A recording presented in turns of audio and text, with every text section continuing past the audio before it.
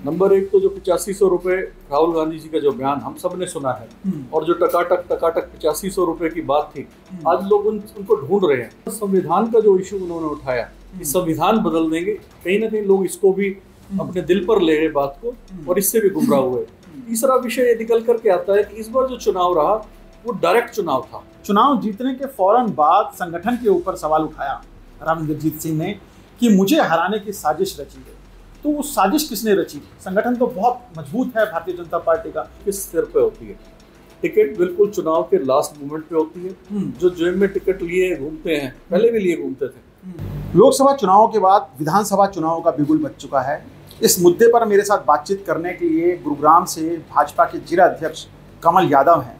Sir, स्वागत है हरियाणा तक के इस मंच पर आपका। क्या कहेंगे सर, क्या कुछ तैयारियां हैं लोकसभा चुनाव के बाद? जिस तरह से जो जीत का आंकड़ा था काफ़ी कम रहा, जिम्मेदारी आपके कंधों पर और ज़्यादा बढ़ती जा रही है, तो इसको कैसे निभाएंगे या फिर क्या कुछ तैयारियां है विधानसभा चुनाव को लेकर? सर, सबसे पहले तो मैं गुरुग्राम जिले की जनता का धन्यवाद करना चाहूँगा, जिन्होंने बहुत अच्छे मार्जिन से हमारे प्रत्याशी राविंदरजीत सिंह जी को यहाँ से जिता करके भेजा। अगर मैं अपने विशेषकर गुरुग्राम जिले की बात करूँ, 5.5 लाख वोट हमारे जिले से, जो कि पूरे हरियाणा के अंदर किसी जिले की अगर जिले वाइज बात करें सबसे ज़्यादा वोट हमारे जिले से मिली है, तो भाजपा के प्रत्याशी राविंदरजीत सिंह जी को गुड़गांव जिले से मिली है।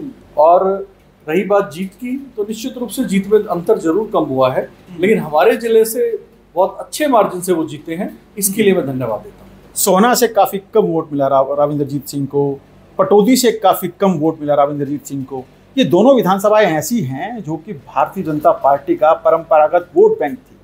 चाहे हम गुर्जर बाहुल्य क्षेत्र की बात करें, राजपूत इलाकों की बात करें, या फिर अहीर बाहुल्य क्षेत्र के तौर पर भी सोहना इलाके को जाना जाता है। वहीं साथ में पटौदी के इलाके के अंदर SC BC वोट हैं, वहाँ पे खास तौर पर भारतीय जनता पार्टी को जो उम्मीद थी उसके अनुसार वोट नहीं मिला। क्या कुछ कारण मानते हैं? क्योंकि चिंतन मंथन तो किया होगा भारतीय जनता पार्टी ने, लेकिन नीरज जी, इसमें 2 विषय निकल कर के आए।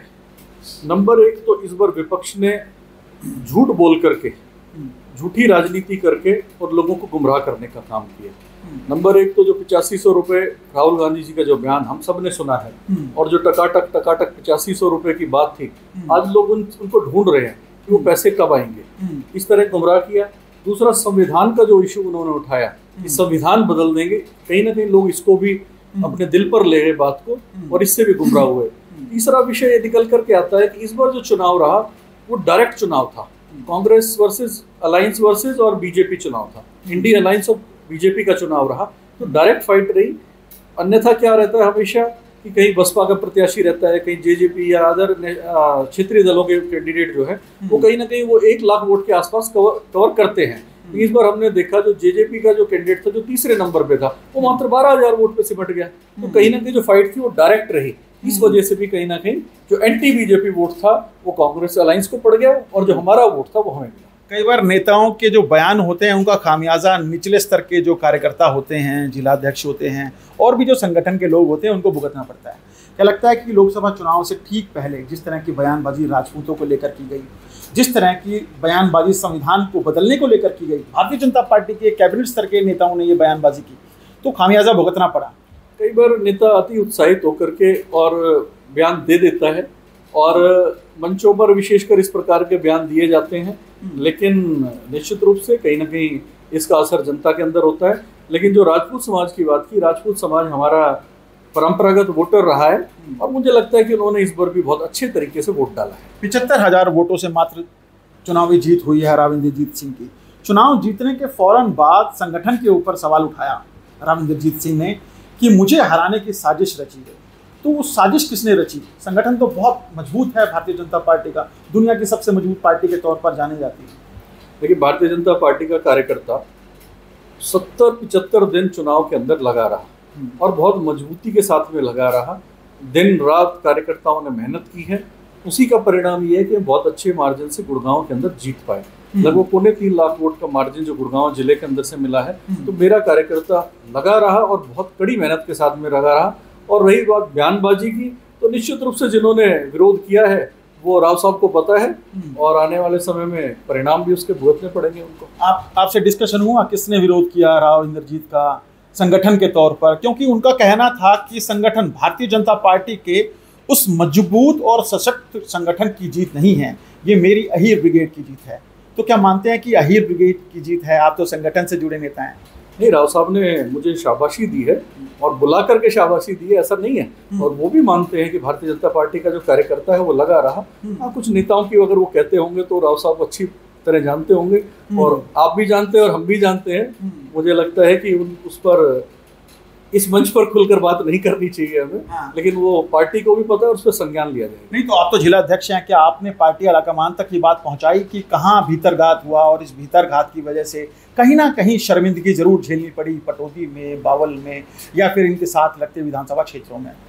जिन कार्यकर्ताओं ने काम किया उनकी हमने पीठ थपथपाई है, और जिन्होंने काम ढंग से नहीं किया या कहीं पार्टी का अंदर खाने भीतरघात करने की कोशिश की है, उनको हम, उनकी जो लिस्ट है वो पार्टी हाईकमान तक पहुंचा दी गई। अच्छा, आपको लगता नहीं कि जिस संगठन की बात की जाती है, इस संगठन की बात की जाती है, उस संगठन की बात की जाती है, जिसके साथ एक बूथ के साथ 4 यूथ जोड़ने की बात की जाती है, यानी इतने निचले स्तर तक, पन्ना प्रमुख तक की बात की जाती है, फिर छोटी टोली, बड़ी टोली, ये तमाम जो चीजें थी ये कहाँ रह गई इस चुनाव के अंदर? और क्या लगता है कि ये चुनाव एक बहुत बड़ी सीख देके गया है भारतीय जनता पार्टी को, और अब चूंकि विधानसभा का डायरेक्ट फेस टू फेस चुनाव है, इस चुनौती से कैसे निपटने वाले हैं आप जिलाध्यक्ष के तौर पर?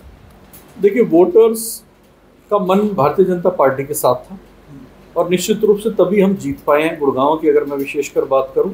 और कहीं ना कहीं हमारे जो विकास के जो काम थे उन पर लोगों ने मोहर लगाई है। जो बिना खर्ची और पर्ची के जो नौकरियां देने का काम किया, उसके ऊपर ही पूरा अहिरवाल क्षेत्र गया है।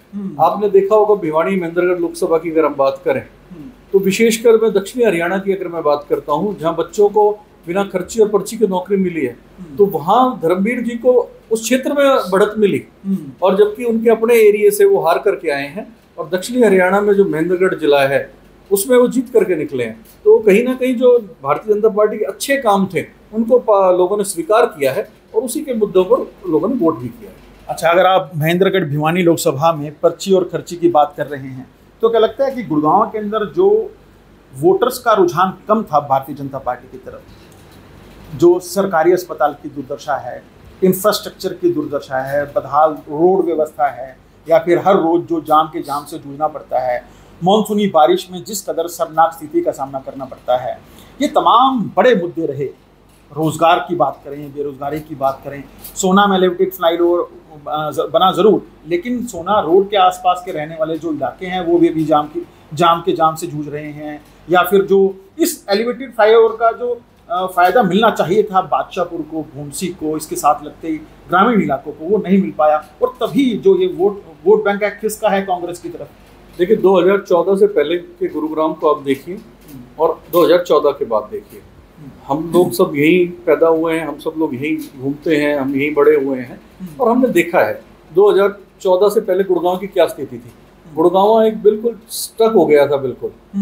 फ्लाईओवर्स की मैं बात करूं तो हमारे ही कार्यकाल में बने, लेके हीरोंडा चौक से रामपुरा चौक फ्लाईओवर हो, चाहे वो अपने मानेसर का फ्लाईओवर हो, उसके बाद हीरोंडा है, उसके बाद जितने भी फ्लाईओवर आगे बने, चाहे वो सिग्नेचर टावर की मैं बात करूं, सारे हमारे कार्यकाल के अंदर बने। इधर ये राजीव चौक से लेकर के सोना रोड की हम बात करते हैं, ये भी हम नहीं बनवाया। उसके बाद वाटिका चौक का अंडरपास है, वो भी हम नहीं बनवाया। अंडरपास बनवाए आपने, लेकिन बनवाए जरूर, लेकिन उनमें पानी जो जलभराव होता है वो भी हो रहा है। एक दफा जरूर दिक्कत आई थी, जो फर्स्ट टाइम पहला साल था उस समय जरूर दिक्कत आई थी। उसके बाद स्थिति बिल्कुल कंट्रोल में थी। और जब कोई चीज नई बनती है, मान लो हम घर भी नया बनाते हैं, तो उसमें भी कई बार इलेक्ट्रीशियन कोई कमी छोड़ देता है, छोटी मोटी दिक्कतें रहती है, लेकिन उनको हमने दुरुस्त करने का काम किया है।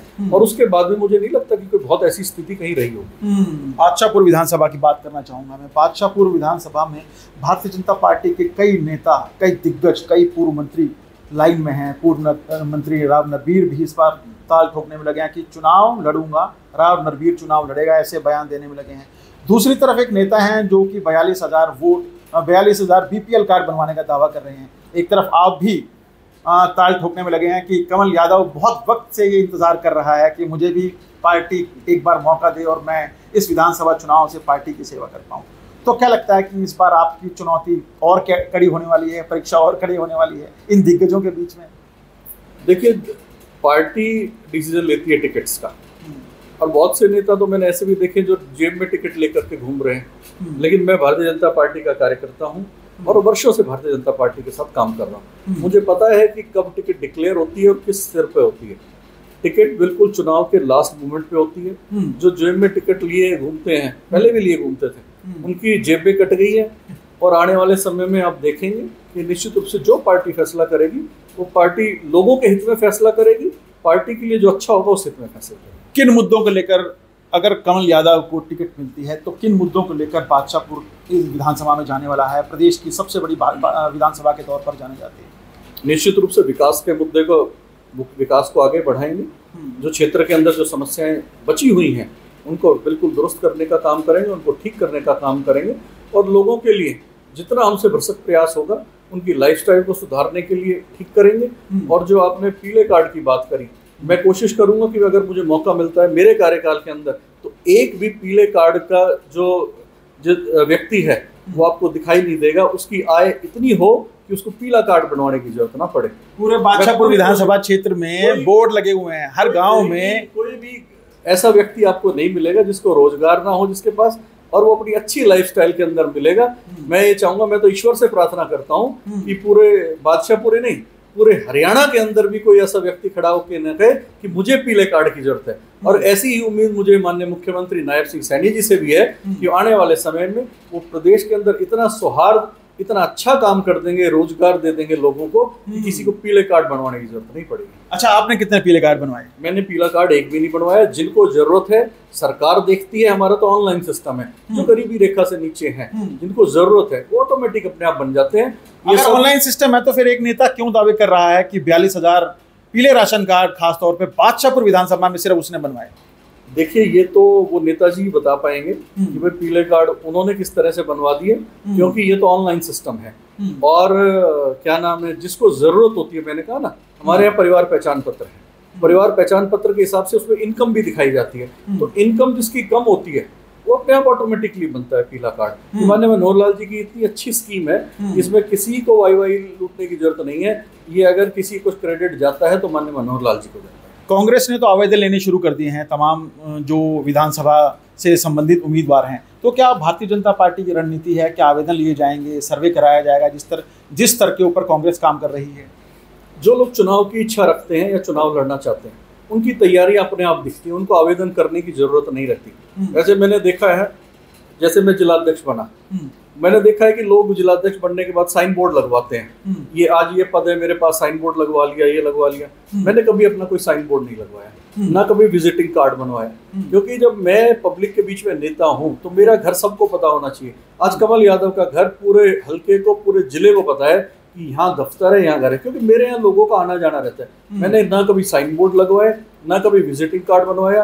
पब्लिक के बीच का व्यक्ति हूँ, इसलिए पब्लिक के बीच में रहता हूँ, तो मेरी जो शक्ल है सब जानते हैं, मुझे सब जानते हैं, तो मैं खुद ही विजिटिंग कार्ड हूँ और खुद ही मेरे घर का सबको पता है, साइन बोर्ड की जरूरत नहीं। अच्छा कमल भाई, आप खुद पढ़े लिखे हैं, कैसा लगता है जब ये नीट जैसी परीक्षा लीक होती है और उसके बाद जिस तरह से दंश झेलना पड़ता है? आप क्या समझते हैं कि लीक परीक्षा के बाद सरकार की साख गिरी है, स्टूडेंट्स के अंदर एक खास तौर पर गुस्सा है, उनके परिवारों में खास तौर पर गुस्सा है?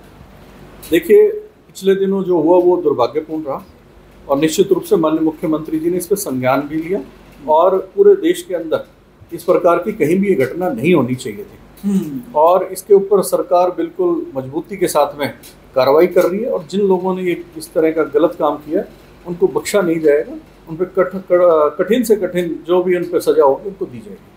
तो ये लोकसभा चुनाव के बाद क्या चिंतन मंथन ही है? आपने कमल यादव को सुना कि किस तरह से संगठन को मजबूत करने की दिशा में काम किया जा रहा है।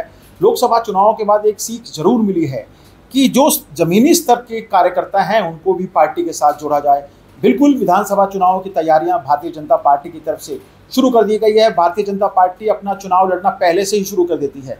अब देखने वाली बात जरूर होगी कि लोकसभा चुनाव के बाद ये जो मैंडेट मिला है कांग्रेस को, अन्य दलों को, इंडी गठबंधन को, या फिर भारतीय जनता पार्टी जो कह रही है कि 5 सीटें तो हमने जीती हैं, ये नतीजों में, विधानसभा चुनाव के नतीजों में किस तरह से तब्दील हो पाता है। कैमरामैन प्रवीण कुमार के साथ नीरज वशिष्ठ, गुरुग्राम, हरियाणा तक।